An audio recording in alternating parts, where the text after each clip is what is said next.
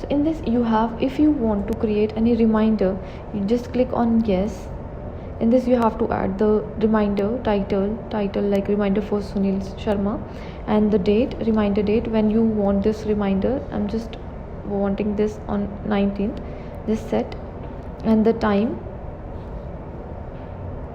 I'm just adding for example 3:29 p.m. and just set.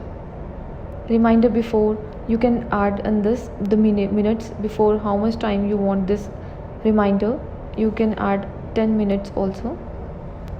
And the notify to that employee to whom you want this reminder.